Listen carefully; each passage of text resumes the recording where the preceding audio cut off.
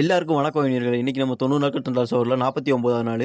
இன்றைக்கி என்னை பற்றி உங்களுக்கு ஒரு சின்ன விஷயம் சொல்லலாம்னு நினைக்கிறேன். அது என்னென்னு கேட்டிங்கன்னா, சரியாக ஒரு 3 மாதத்துக்கு முன்னாடி நான் கொஞ்சம் டிப்ரெஷனு, மென்டல் ஹெல்த்துலலாம் அடி வாங்கி, ஒரு சின்ன விஷயத்த கூட சரியாக பண்ண முடியாத மாதிரி இருந்தேங்க. அதுக்கடுத்து எப்படி நான் அதுலேருந்து ரெக்கவரி ஆனேன்னு கேட்டிங்கன்னா, இந்த 90 டேஸ் சேலஞ்ச் ஆரம்பிச்சதுக்கப்புறம் தான் கொஞ்சம் கொஞ்சமாக ரெக்கவரி ஆரம்பித்தேன். அதுக்கப்புறமா என்னோட பழைய மைண்ட் செட்டை நான் திருப்பி கொண்டு வரணும்னு நினச்சேன். பழைய மைண்ட் செட்டில் அப்படி என்னடா பெருசாக வச்சுருந்தேன்னு கேட்டிங்கன்னா, ஹாப்பி மைண்ட் செட்னே சொல்லலாம். அதாவது நமக்கு பிடிச்ச விஷயத்த அப்பப்போ பண்ணுறது. இப்போ எனக்கு ஆடணும்னு தோணுச்சுன்னா அப்படியே பாட்டு போட்டு டான்ஸ் ஆடுறது. இப்போ எனக்கு கேம் விளாடணும்னு தோணுச்சுன்னா அப்படியே கேம் விளாடுறது. அந்த மாதிரி நமக்கு எந்த விஷயம் பண்ணணும்னு தோணுதோ அதெல்லாம் அப்படி அப்படியே பண்ணுறது.